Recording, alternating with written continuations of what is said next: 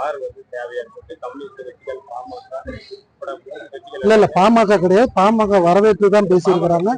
அது அது எப்படின்னா யாருக்கு இது சம்பந்தமா வந்து சட்டசபையிலேயே வந்து எங்களுடைய பொதுப்பணித்துறை அமைச்சர் ஆதவ அர்ஜுனா வந்து பதில் சொல்லிட்டாரு.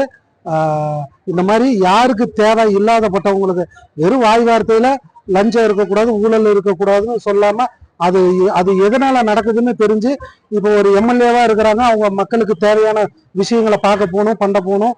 அப்ப அதுக்கு உண்டான போக்குவரத்து செலவுகள் எல்லாமே இருக்குது. தவறான வழிக்கு யாரும் போயிடக்கூடாது. அவங்களுடைய தேவைகள் என்ன? இப்ப முதலமைச்சரா இந்த திட்டத்தை அறிவிக்கல, ஒரு எம்எல்ஏ கோரிக்கை வச்சிருக்கிறாரு, இந்த மாதிரி நாங்க போறோம், எங்களுக்கு வந்து சிரமம் இருக்குன்னு கேட்டதுனாலதான் அவங்க நலன் கருதி நம்ம அந்த விஷயத்த சொல்லி இருக்கிறோம். அது நடக்கக்கூடாதுங்கிற ஒரு நல்ல எண்ணத்துலதான் சொல்லி இருக்கிறாங்க.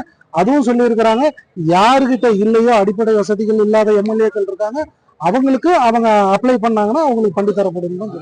மதுரை, திருச்சி இலவச வேட்டிச்சாலை உற்பத்தி இலவச வேட்டி பிச்சாலை டெண்டர் முடிஞ்சு நூல் பர்ச்சேஸ் பண்ண ஆரம்பிச்சிட்டாங்க. முதல் கட்டமா நம்ம கவர்மெண்ட் மில்லுல இருந்து வந்த 476 மெட்ரிக் டன் நூல் வந்து அந்தந்த சொசைட்டிக்கு அனுப்பிச்சு விட்டு உற்பத்திக்கு தயார் நிலையில இருக்குது. இப்ப 60s இப்ப ஏழை முடிஞ்சதுனால இப்ப வந்து 15 நாள் அவங்களுக்கு அந்த உற்பத்தி பண்ற டைம் ஆகும். அதனால அந்த 15 நாளைக்கு அந்த நெசவாளர்களுக்கு வேலை வாய்ப்பு கொடுக்கணும்னு சொல்லி இன்னொரு கட்டமா ஒரு மெட்ரிக் டன் வந்து ஓப்பன் மார்க்கெட்ல வாங்கி சொல்லி அதிகாரிகளுக்கு அறிவுறுத்தல் கொடுத்துருக்குது. எல்லாத்துக்கும் போயிருச்சு, கவலையே பட வேணாம். கடந்த ஆண்டு மாதிரி லேட் ஆகாது. குறிப்பிட்ட நேரத்துக்கு குறிப்பிட்ட டைமுக்கு நெசவாளர்களுக்கும் சரி பொதுமக்களுக்கும் சரி இந்த இலவச வேட்டி சேலை திட்டம் வந்து சென்றடையும்.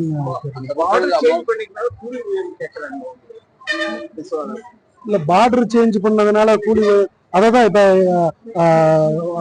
ஒரு ஃபண்ட் வந்து அலாட் பண்ணி இருக்கிறாங்க. சிஎம் வந்து 300 கோடி ரூபாய் அதை ரிலீஸ் பண்ணி இருக்கிறாரு. இப்ப கூலி உயர்வு சம்பந்தமா அதிகாரிகள்கிட்ட தகவல் சொல்லி இருக்குது. இந்த மாதிரி ஏதாவது சேர்த்து பண்ண முடியுமான்னு கேட்டிருக்குது.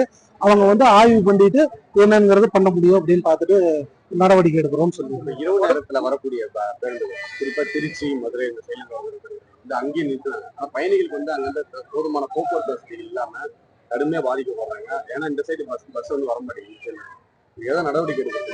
அதான் இப்ப ஆக்சுவலா என்னன்னா கடந்த காலத்துல வந்து அது சரியான பராமரிப்பு இல்லாம பண்ணிட்டாங்க. இப்ப நாங்க ஆட்சிக்கு வந்ததுக்கு பிறகு 2 முறை அங்க ஆய்வுக்கு போயிட்டோம். அந்த ஏரியாவை டெவலப் பண்றதுக்கு என்னென்ன வழிகள் எல்லாமே பார்க்க சொல்லி இருக்குது. அதே மாதிரியே தொடர்ந்து அந்த இடத்துல என்னென்ன வேற விஷயங்கள்லாம் செஞ்சா அந்த பகுதி கொஞ்சம் வளர்ச்சி அடையுங்கிற திட்டமெல்லாம் கேட்டு அதை செயல்படுத்துறதுக்கு ஆக்கப்பூர்வமான விஷயங்கள்லாம் செஞ்சுட்டு இருக்கிறோம். இப்ப நீங்க சொன்ன இந்த பஸ்ஸையும் வந்து ஆய்வு பண்ணிட்டு அதுக்கு என்ன உண்டானதோ அதுக்கு நடவடிக்கை. தனியாரிடம் மெயின்டெனன்ஸ்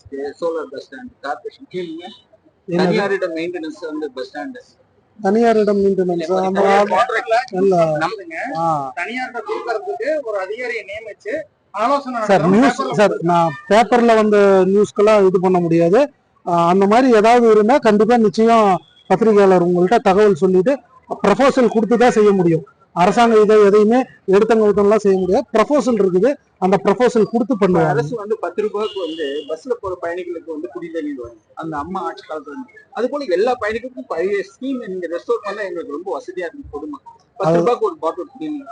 அததான் இப்ப அது துறை அதிகாரிகள்கிட்ட கேட்டுட்டு கலந்து பேசிட்டு உங்களுக்கு என்ன பதில்